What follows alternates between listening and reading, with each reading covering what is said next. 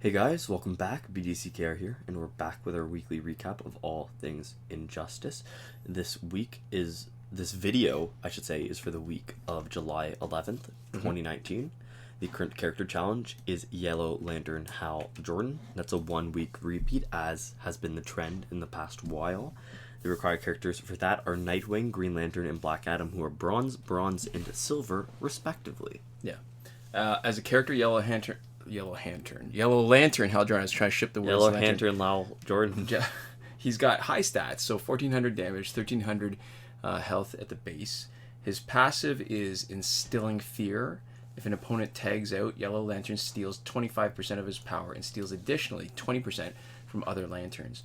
All enemy lanterns receive 10% more damage from Yellow Lantern. Yeah.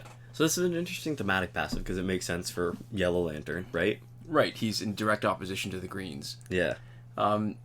So besides his high stats, he's also got the good Green Lantern rhythm that all of them have on their heavy swipe combos. Yeah. Almost the same way, even though it's not as fast. Like Deathstrokes. I like the heavy swipe combo better than the tap, just because the rhythm is easy to good if you want to keep on chaining it. Yeah. As far as the passive goes, basically stealing 45% of power from lanterns, or 25% from everyone else when they tag out. Yeah. It sounds good. It's a high percentage. Right, and doing the extra 10% damage to other lanterns, that seems okay too. Yeah, especially if it's like a Red Sun Green Lantern team. Right, but if we're playing teams that we like, the opponent typically tags out only when they get knocked out. Yeah. And if there was the chance of forcing somebody out like Sinestro can, that would be great. If there was a gear that let you do that. Oh, yeah. But there's not a lot of it. It doesn't come into play often enough to make it worth it. And it's the kind of passive that doesn't help his teammates. So all of it is him when he's fighting. Yeah. So if you really want to take advantage of his passive and not have it just be, not have him be a warm body. Yeah. Then you've got to make him sort of the offensive star, and that's a bit more work than I want to try to take advantage of not a great passive. And like I said, I think Red Sun Green Lantern is the only time where you're going to find a Green Lantern in online that you're going to have any potential of trouble with. Right.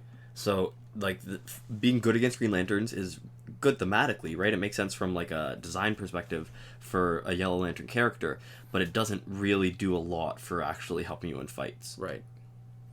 Okay. This week's multiplayer award is Blackest Night Doomsday. He's got good stats. He's got 1050 damage and 1400 health. And I'm pretty sure he's had enough seasons that if he isn't already, after this season, he should be reasonably available to non-hackers as Elite 10. Yeah, for sure. Passive, Dark Momentum. While tagged in, Doomsday's special attacks builds up over time to do a total of 2 times damage. Yeah, and if you look at how it actually works out, that's a 1/3 boost every 7 seconds he's in play. So it's, again, one of those things that seemed like a good idea. Yeah. His passive means basically he can't be the star of your team, because in my mind the star needs to be your first go-to, your main damage dealer, and in the Tantu Totem world that means tagging immediately for specials. Yeah. And if you need to wait 21 seconds to double the special, even the 30% boost in 7 seconds, if you bring him in as your first guy, you're getting no benefit from his passive. Yeah. And he really needs to be on a Blackest Night team with Hawkgirl, because her passive that revives Blackest Night teammates makes him a little bit more tanky, so he's a better chance of surviving the 21 seconds it takes to double his specials. And it's not like that's bad, but it's just for the fights that we want. 21 seconds is already too long of a fight. 21 seconds on the in-game timer is more time than we want the fight to last. Right. And I guess he could be okay as your special specialist, but, so what do? Do you give him gears to get him to specials faster with Power Gen or Tantu Totem or whatever? Or do you make him more tanky so that he can survive long enough to take advantage of his passive? Yeah. It's a hard balance to strike. Right. In the store, we have Zatanna for 25 Canadian, or I should say $24.99 if that extra cent matters to you. It's funny how they got that spread. There's some where they're $25.99, some they're $26.99. I don't know why.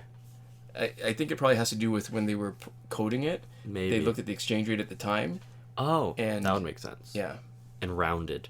Yeah. We also have the Arkham Asylum Pack 2 for $53 Canadian, and that comes with...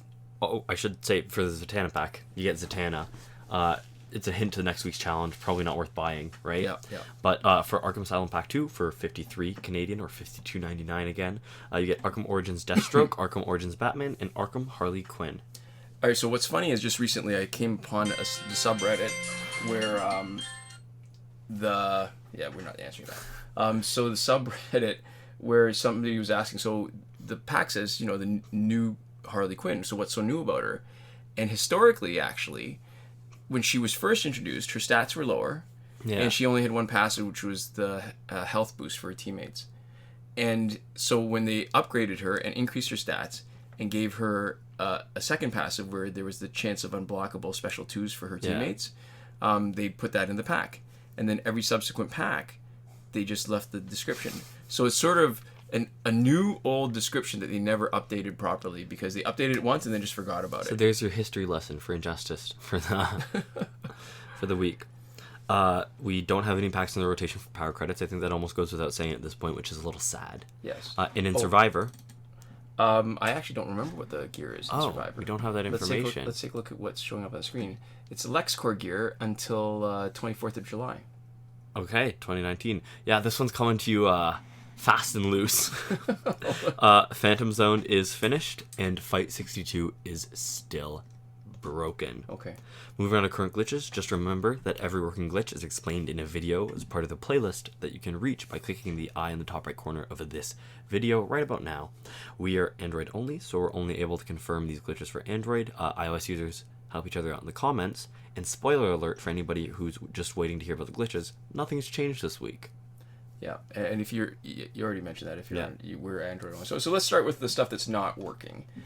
Because there's a history of stuff that has been, and people always ask and want the old glitches. Yeah, because you can check the playlist for everything that is working. Yeah. So there's no working glitch for credits that we're willing to endorse.